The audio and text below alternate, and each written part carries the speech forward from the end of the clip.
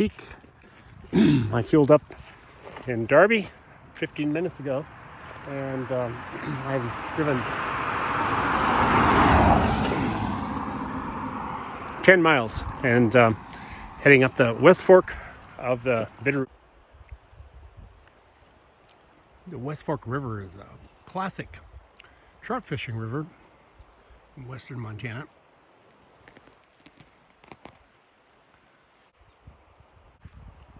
I'm driving on glacial moraine that brought down here by ice off of the front of the Bitterroot Range.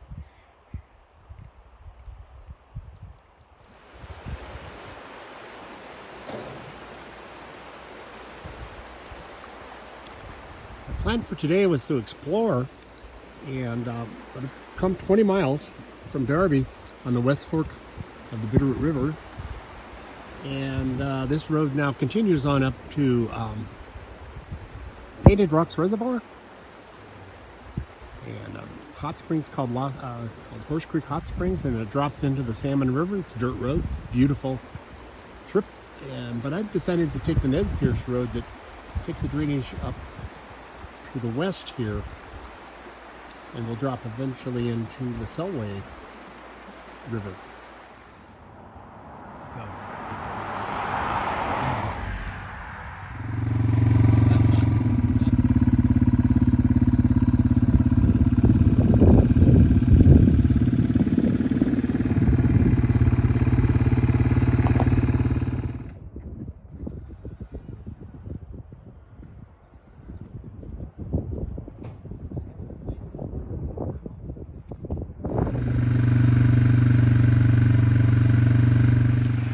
Hey guys, I reached the Selway River in 52 miles from Darby. It's a beautiful day. I'm sitting, well, let me flip you around here. Take a look at this. Selway River.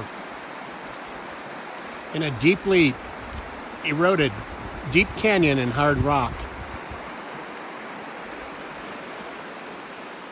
It's a river flowing north, and this is the bridge just upstream from Paradise. You can see it's quite valuable, and firefighters have installed sprinkler systems to protect the bridge in case of a forest fire. Which seems like a good idea. So I'm going to head up over Nez Perce Trail toward Elk City here. And I haven't seen very many people. It's a beautiful fall day. Got my lunch, got extra fuel, and I'll take you along.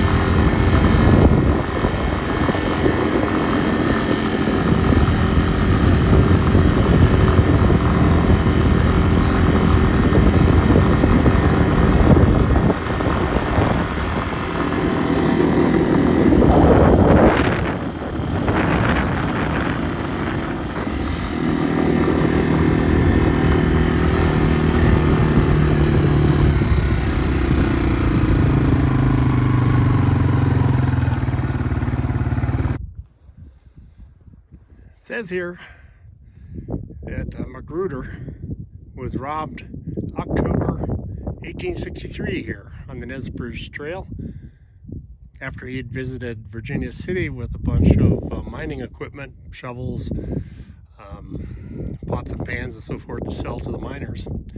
And they traded him gold, and some people followed him back here and dispatched him. It's kind of a sad story. Oh man, there's a forest fire from the recent lightning strike. Storm. We had thousands of lightning strikes actually a couple days ago, yesterday and the night before. This is the Bitterroot Dome, and this is what I came here to show you.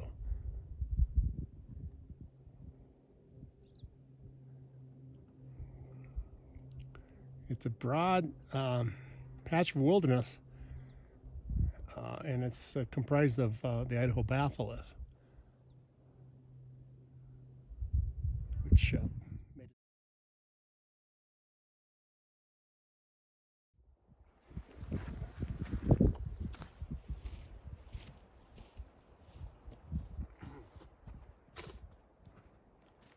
The Nez Perce crossed this country on those beautiful horses that they had to hunt buffalo on the plains of Montana. They dried fish, caught fish over in the rivers that flow to the Pacific Ocean, and they raised those beautiful spotted and painted horses and rode them across this country on a kind of an annual basis. You may be able to see the little plume of smoke from the lightning strike. I'm not sure, it may be too far away. All of this rock, most of this rock, is igneous rock called granite, and it's intruded up into border zone rock, which is metamorphosed sedimentary rock, kind of slabby looking here. This happened during uplift of the Rocky Mountains. Big massive granite, which is highly siliceous magma. I'll show you some pictures, diagram. From seismic data, we understand that the Earth has a core, solid, an outer core, liquid, a mantle, and a cool crust. This crust, however, is cracked. The crust is like an eggshell. We should be thinking about plates rather than continents. Plates are where mountain ranges form, especially when we're pushing a continental plate against an ocean plate. The ocean plate's a little more dense and it sinks under, called subduction. We shorten the crust in a horizontal direction, but we thicken it in a vertical direction. And this pushes the bottom of a mountain range down into the mantle, which is really hot, and some partial melting occurs there, and magma forms. And if it takes quite a while, it becomes more and more siliceous, like a batholith, like a granite. So the story begins for the Idaho Batholith when subduction began on the western coast of North America, and this created shortening, thickening vertically, and magma began to intrude. And this is about 80 to 65 million years ago. And that got unstable. The tops of this Rocky Mountains in this area slid, and that began to expose the granite, and it domed up. So that's the Bitterroot Dome.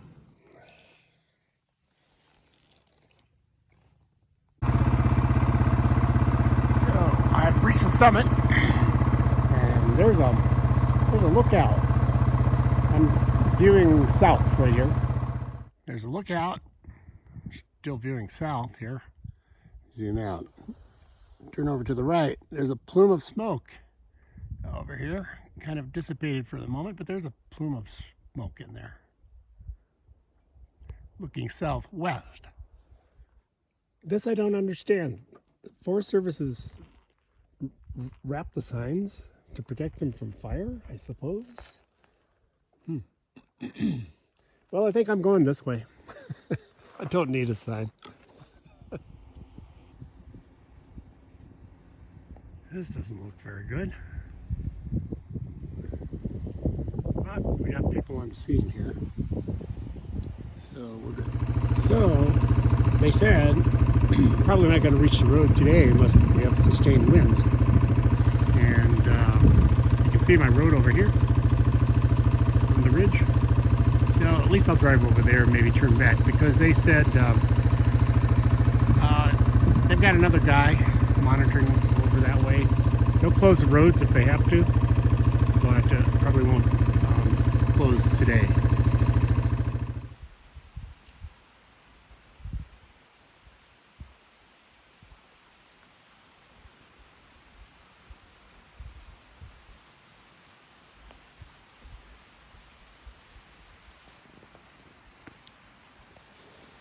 So, to the south of the road here, we're in the Frank Church Wilderness, and to the north of the road here, we are in the Selway Bitterroot Wilderness.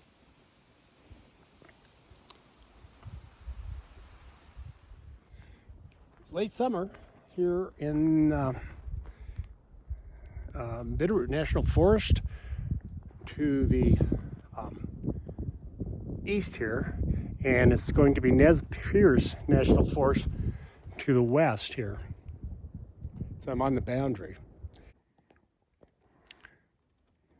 So there's the fire, and that's the Salmon River drainage down in there, the lower area down in the haze. And this fire is unmanned. It's in the wilderness, and it's just being watched. Hey, where's he? What are you guys doing? Oh, you got some hay. Yeah. Ah. Well, I think I'm going to turn back for the day, guys. I'm on dry saddle, and let's go see here. Looks like we got some outfitters staying here with their horses. Here's a look at the granite. It's kind of amazing how these huge feldspar crystals are in this Bitterroot Batholith granite, big blocky feldspars. Some of them glinting in the sun.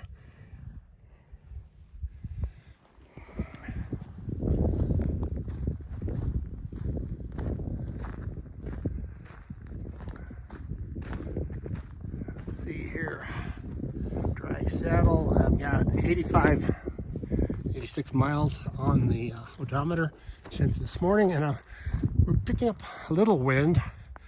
So I think, you know, I don't think my fire there is going to block the road today, but it could tomorrow. We could get some wind. So I think I'm going to turn back and see how it goes. I just wanted to show you how wide this Bitterroot Batholith is, the Idaho Batholith. It's taken me from 10:30 here, and it's, what is it, 3:30 in the afternoon to get across this Batholith. And it's quite huge. So I met some motorcyclists on the crossing here, and they tell me that the last 25 miles into Elk City has been graded and it's smooth. So that's just too easy. I'm going to turn around, stand on the pegs a little bit, and shift gears, and I'll take you along.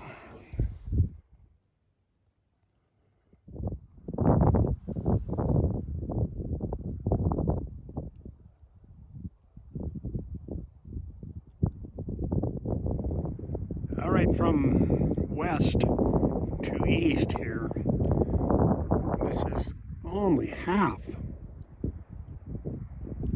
way across. And if I back up here, there's some mountains on the skyline here with a little bit of snow.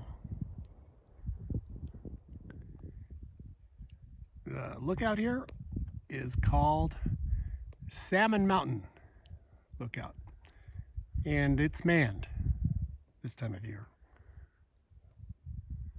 Here's the other half from west to east. You can see the peaks in the top of the Bitterroot Dome. Some of those, like Trapper Peak, are visible from the Bitterroot Valley. And I'm swinging over here now to a view toward the east. And Selway River is down in this drainage that you see in the middle ground.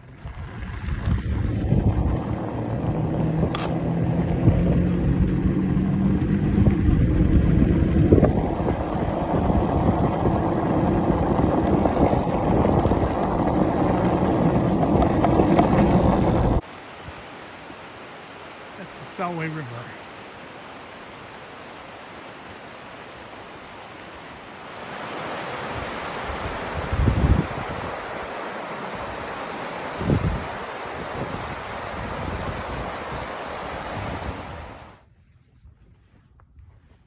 Here's Darby, and here's the West Fork.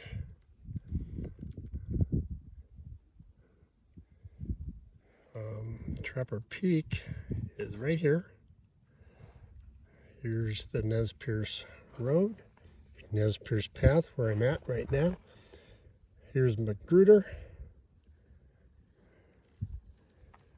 Drop into the ranger station on the Selway River, cross the bridge, take the road up all the way to Dry Saddle and turn back. So there is the map. Little black parrot here. Off the road before I can get the camera. There he is. Climbed down the tree. And he's headed up into the rocks. And that's Trapper Peak from Highway 93 north of Darby. So,